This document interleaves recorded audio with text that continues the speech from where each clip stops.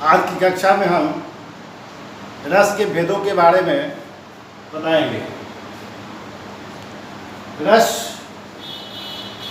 एक बहुत बड़ा चैप्टर है, इसको क्रमशः हम देखेंगे और बारी बारी से एक एक रस का परिचय देते हुए उदाहरण देंगे।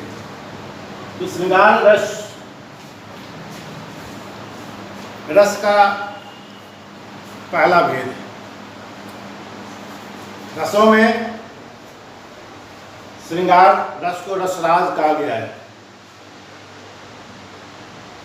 एक प्रश्न आ सकता है कि आदि रस किसको कहते हैं? आदि रस श्रृंगार रस को कहते हैं। तो श्रृंगार रस किसको कहते हैं? इसको प्रेम रस कहते हैं। श्रृंगार प्रेम की प्रधानता होती है इसमें। इसके दो भेद हैं, संयोग और वियोग। इसे आप नोट कर लेंगे।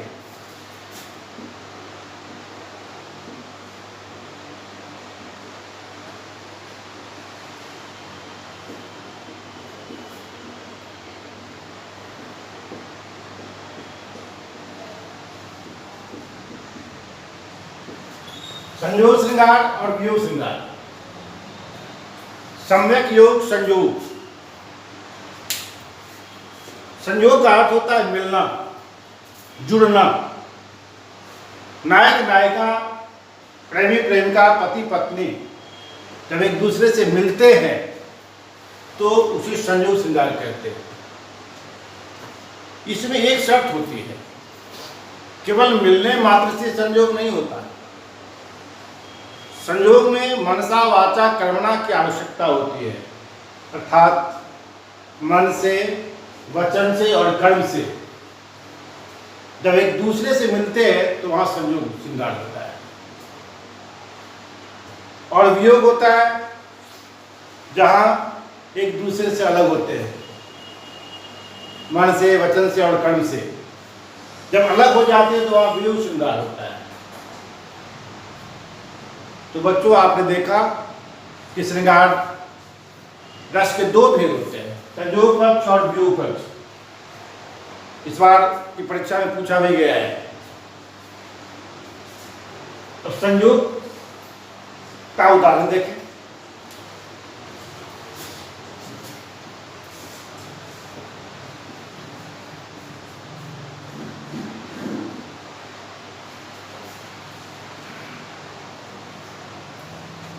जैसा कि मैंने कहा, संयोग का मतलब होता है मिलना।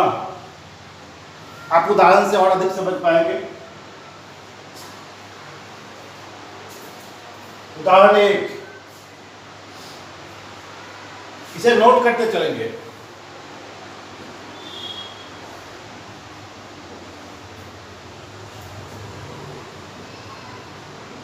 दूल्हा श्री रघुनाथ बने,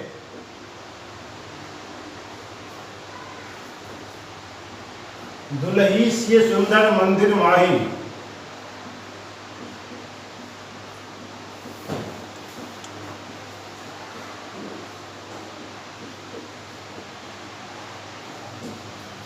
दूल्हा श्री रघुनाथ बने, दुल्ही सी सुंदर मंदिर माही।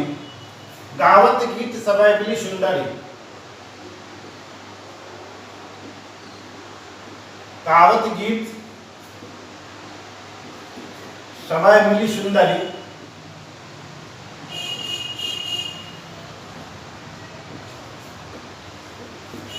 वेद जुवा जुड़ी विप्र पढ़ाही। वेद जुवा जुड़ी विप्र पढ़ाही।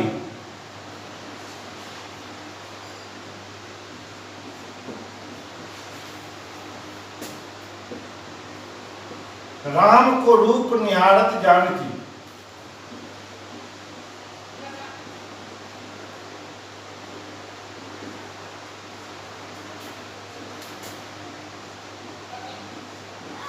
राम को रूप निहारत जानकी। कंगन के नग की परछाई। कंगन के नग की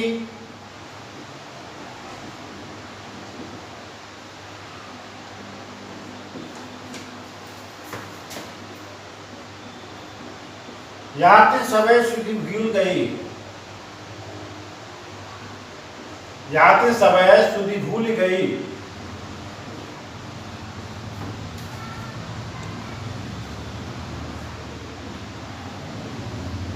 करटेक रही पलटारत नहीं, करटेक रही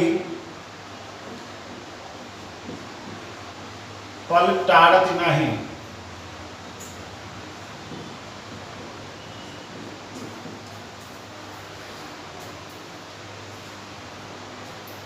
ये तुलसीदास का उदाहरण है। इसका अर्थ है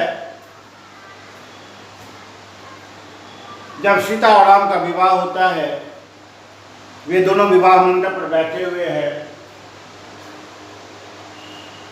गांव की बध में उन्हें आशीर्वचन देने के लिए आए हुए हैं, और ऐसे समय में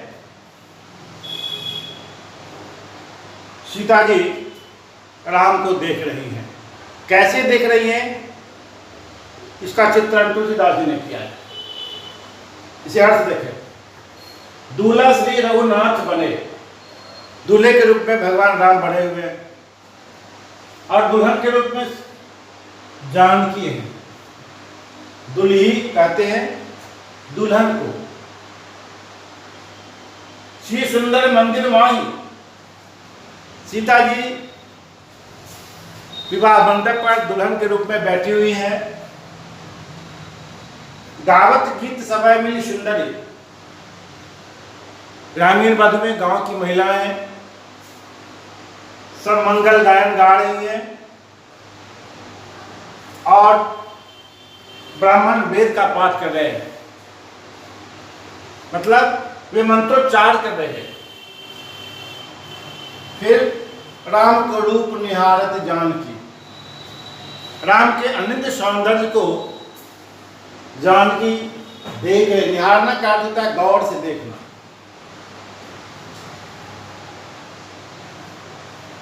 कहां देख रही है, तो सीता जी के हाथ में जो कंगन है उसमें हीरे के नग है, तो उस नग के माध्यम से सीता जी राम के उस अनिंद सौंदर्य का रसपान कर रही हैं। कंगन के नग की परछाई, कंगन में जो नग है उसकी प्रतिछाया लेकर सीता जी राम को देख रही है। यह मर्यादा की बात की गई है। सीता जी सीधे राम को नहीं देखकर कंगन के नग के माध्यम से देख रही है। एक मर्यादा है, भारतीय संस्कृति की जो एक मर्यादा होनी चाहिए उसका पालन तुलसीदास जी ने किया है। याते समय सुधी भूल गई, कर देख रही पलटारत नहीं। और सीता जी जब राम के उस सौंदर्य को देखती है तो अपने को भुला जाती है, अर्थात वह सुध-बुध खो बैठती है, और कर देख रही पलटारत नहीं। वे लगातार वो राम जी को देख रही हैं। कहाँ देख रही हैं, कंगन के नग में देख रही हैं, और उनके सौंदर्य का रसास्वादन कर रही हैं। तो आपने देखा यहाँ मन से, वचन से और कर्म से तीनों का सम्यक पालन हुआ इसमें। दूसरा उदाहरण,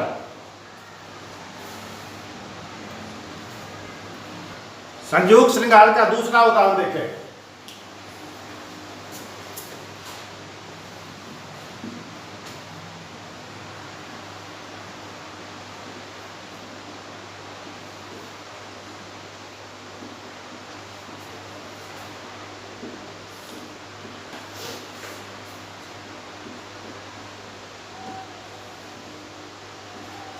हाथ लक्ष्मण ने तुरंत बढ़ा दिए,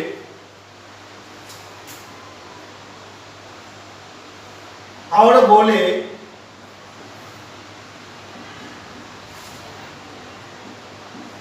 एक परिरंभन प्रिय।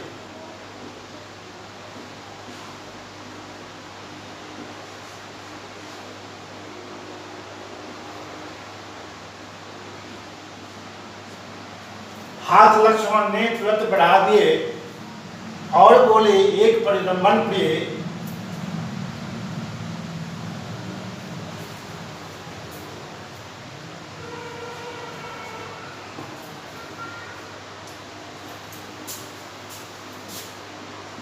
सिमट सी गई,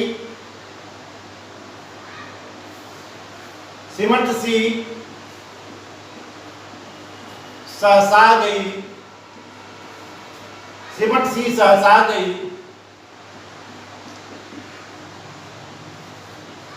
प्रिय की प्रिया,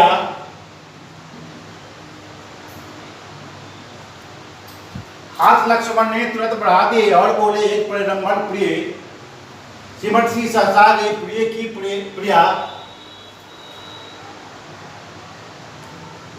एक तीक्ष्ण अपांग ही उसने दिया।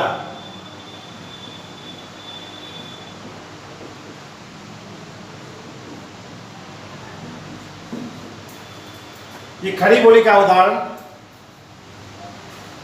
और ये उदाहरण है साकेत का। मैथिली संगुप्त प्रसंग है कि लक्ष्मण और उर्मिला एक दूसरे से मिलते हैं, इसे सहसा मिलन कहेंगे। एकाएक लक्ष्मण की दृष्टि उर्मिला पर पड़ती है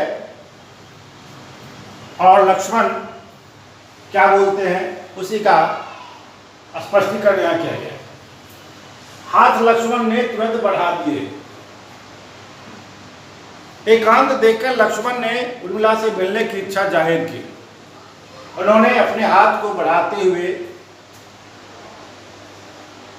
उर्मिला से कहा और बोले एक परिरंभन, परिरंभन का अर्थ होता है आलिंगन। वे इस एकांत समय में उर्मिला से आलिंगनबद्ध होना चाहते हैं,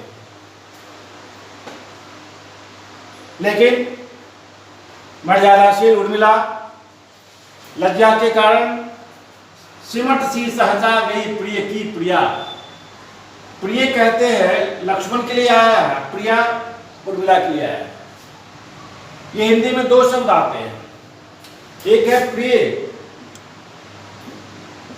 और दूसरा है प्रिय। ये पुल्लिंग के लिए आता है, जैसे लड़का के लिए, और ये स्त्रीलिंग के लिए आता है, लड़की के लिए। जैसे कोई लड़की अगर पत्र लिखेगी लड़के को तो वह प्रिय लिखेगी, और कोई लड़का अगर लड़की को पत्र लिखेगा तो वह प्रिय लिखेगा। ये स्त्रीलिंग शब्द हुआ, ये पुल्लिंग शब्द हुआ, थोड़ा का अंतर है। तो यहां है सिमट सी सहसा गई, प्रिय की प्रिया। प्रिय यहां लक्ष्मण के लिए आया, प्रिया उर्मिला। प्रिय का स्त्रीलिंग विलोम होता है प्रिया।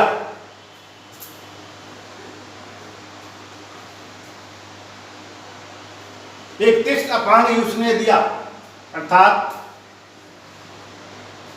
वहां बिली तो नहीं, लेकिन उन्होंने उर्मिला ने क्या किया, एक प्रेम भरी मुस्कान देकर वह भाग गई वहां से।